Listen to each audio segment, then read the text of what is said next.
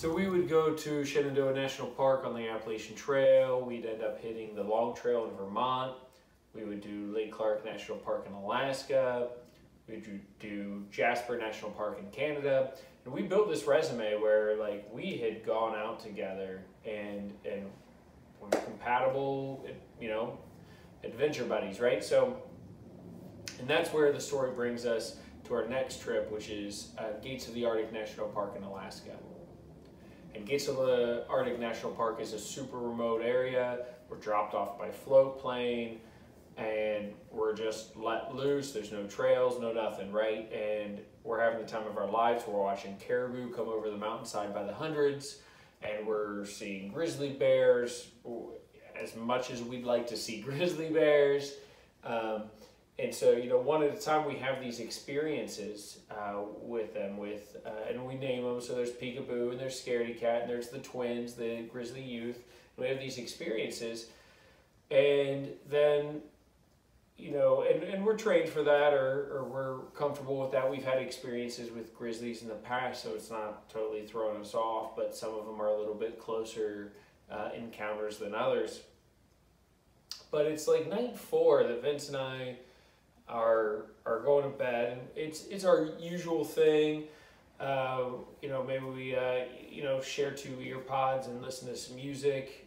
Maybe we tell some jokes and stay up, you know, past hiker midnight, you know, like till 8:30, get real edgy, and then but something different happens that night. And that's the thing that, you know, is you think you know your tent partner, and then there's, you know, I realized there's something I didn't know about Vince, and there's something that was about to reveal itself. So that night, and best I could guess, it's in the middle of the night because it's August in Alaska, so you can't tell what time it is.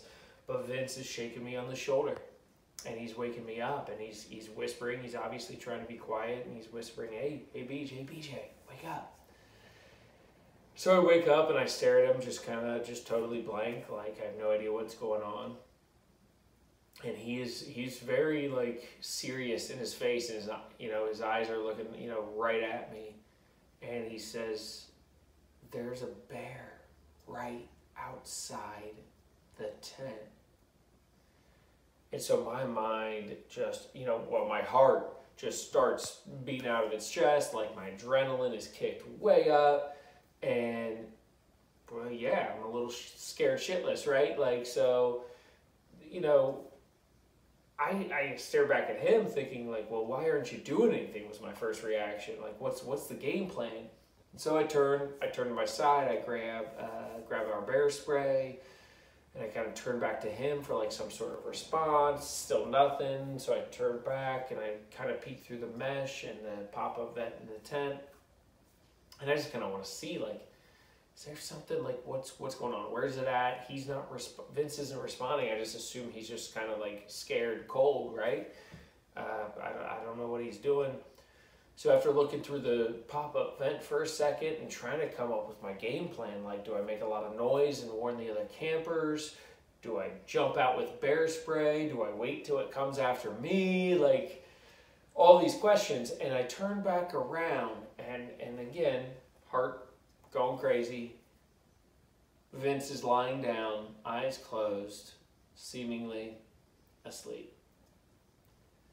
So I turn over again, I take a peek at the vent, I turn back to him, I wake him up, and I ask him, like, what, dude, you just said there's a bear inside the tent, what are you doing?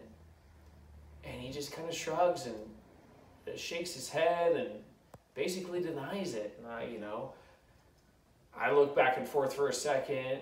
I have to shake him again. He's just totally sleeping. And he says, I don't know what you're talking about. He's like, maybe it was a caribou? I don't know what you're talking about. I'm at a loss for words at this point. All I know is that I'm not sleeping anytime soon. I probably stared at the top of that tent for another 30 minutes thinking, is there or is there not a bear sitting right outside the tent? And, eventually I get some shut-eye. And the next morning we go over, we have some camp coffee, and I confront him about it. He had no recollection of the entire thing. And come to find out that he does have a small history with some sleep talking or sleepwalking, different tendencies and things he's done in the past. That's why I found, that's what I found out, that that one thing I should have known about Vince before going to Grizzly Country. So that's my story.